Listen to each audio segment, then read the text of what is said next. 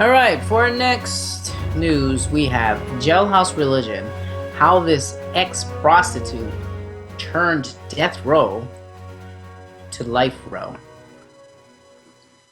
I had a lot of people tell me, oh, this is Jailhouse Religion, and when you leave, you're going to lose it.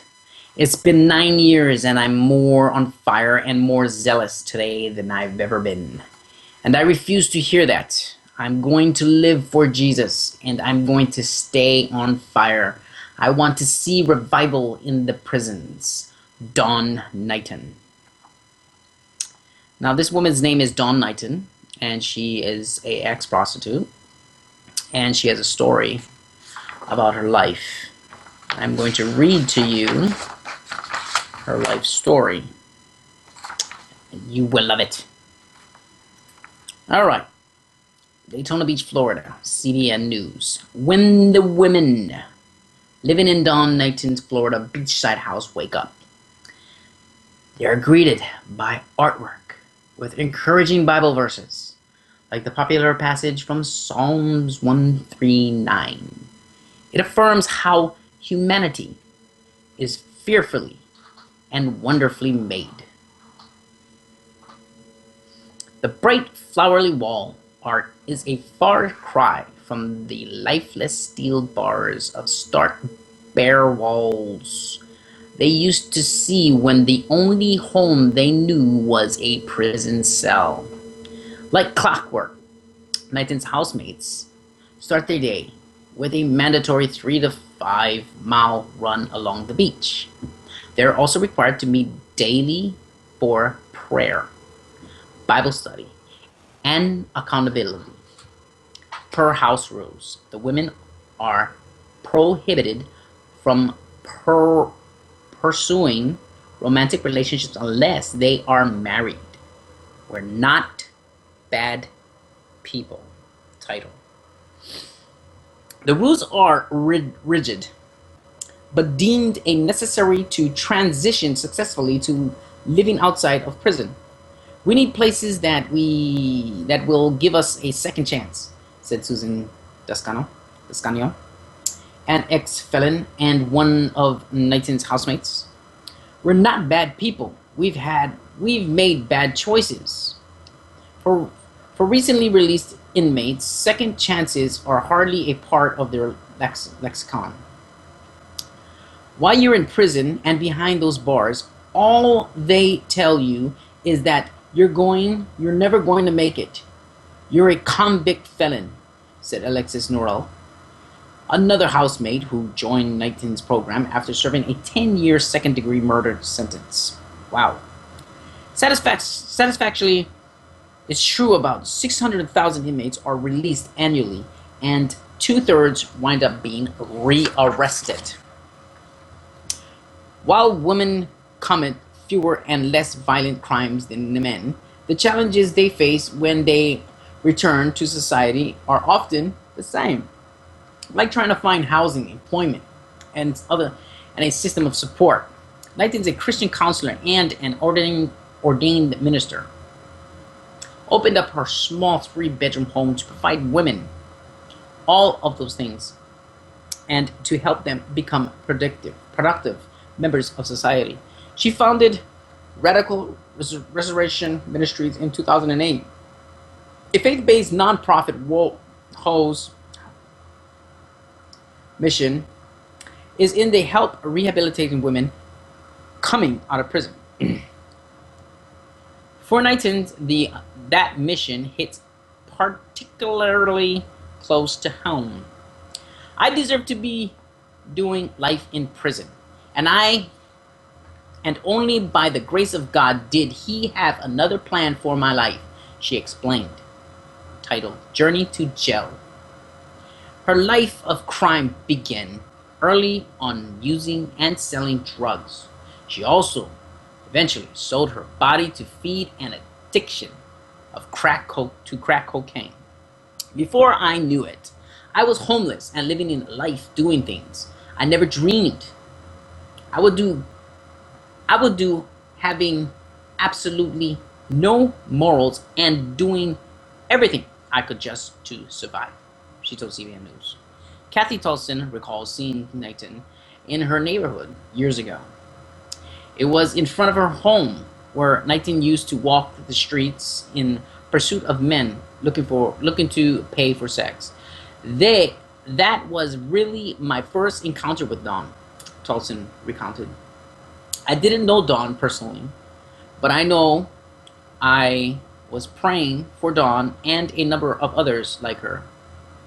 Tolson didn't just pray, she also posted signs that read "No Prostitution Zone" on the telephone poles and found other methods of discouraging prostitutes from picking up customers in front of her family home. I would get on a bullhorn and say, "This is a non-prostitution zone. The police will be called. Remove yourself from the area," she explained. At the time, Knighton wasn't aware of those prayers.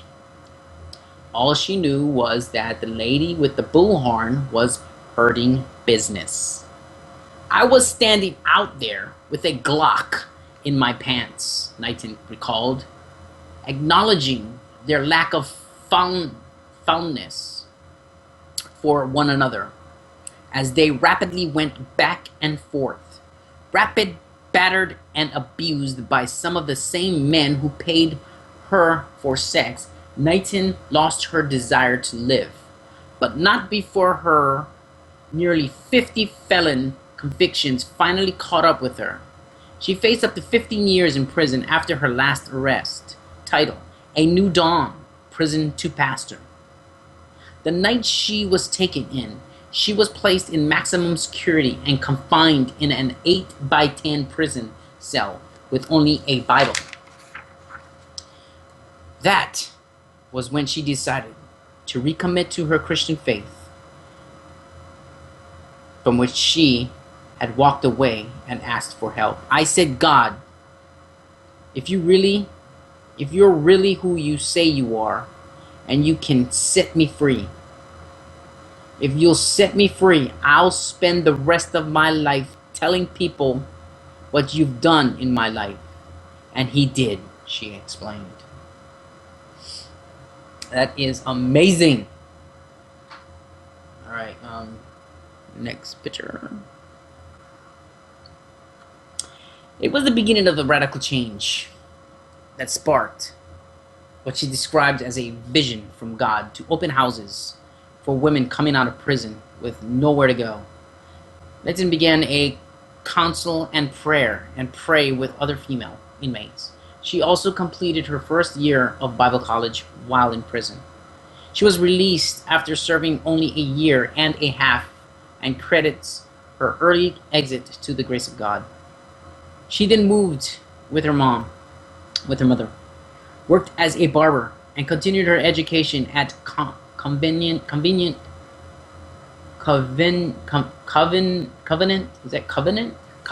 Bible College and Seminary. In 2013, she earned a doctorate in technology.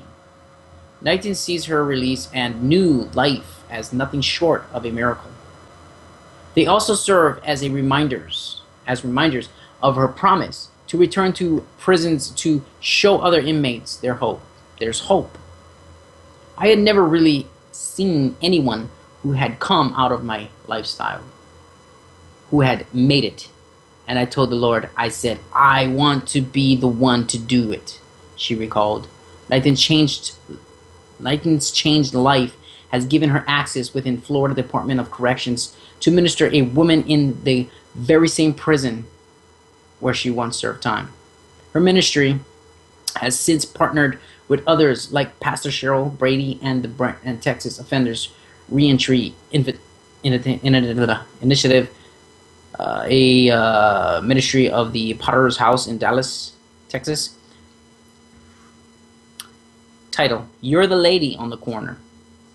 Perhaps the most surprising partnership, in one she developed at a Christian conference a few years after being released from prison. It was at the conference when she bumped into an unsuspecting acquaintance from her past. She looked at me and said, "You didn't remember me, do you? You don't remember me, do you?" Tolson recalled. She said, "You're the lady with the bullhorn." And I said, "You're the lady on my corner." Never did I dream in a million years that 5 years later I'd be at the conference and here comes this little lady that I once knew with the bullhorn, Knighton echoed. They now attend the same church along with the women enrolled in Knighton's program. Every week they pile into Knighton's car and worship at the church located around the corner from the house where she used to walk the streets, a reminder of her changed life. She and her housemates view Tulson as a spiritual mom. To bring us full circle to be able to minister together has been amazing, Knighton reflected. The two also preach together and pray for women on death row, which they have affectionately renamed Life Row. Wherever Dawn goes, she brings life, Tulson explained.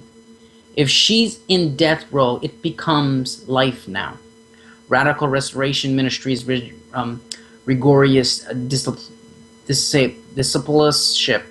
discipleship program has a 98% success rate and a year-long waiting list.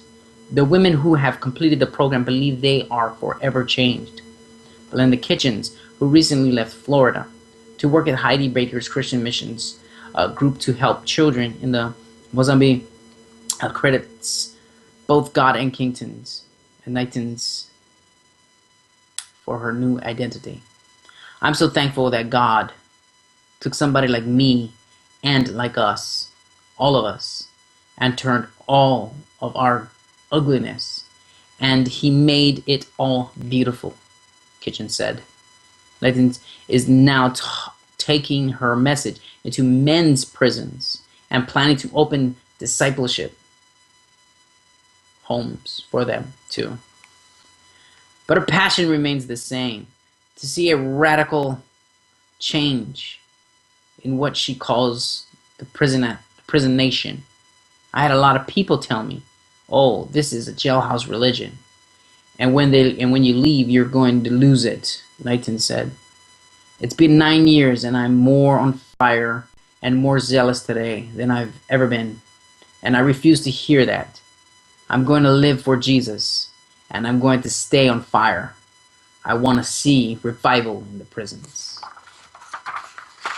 And that, my friend, is the jailhouse religion. How this ex-prostitute turned death row to life row. That is amazing. How people can change.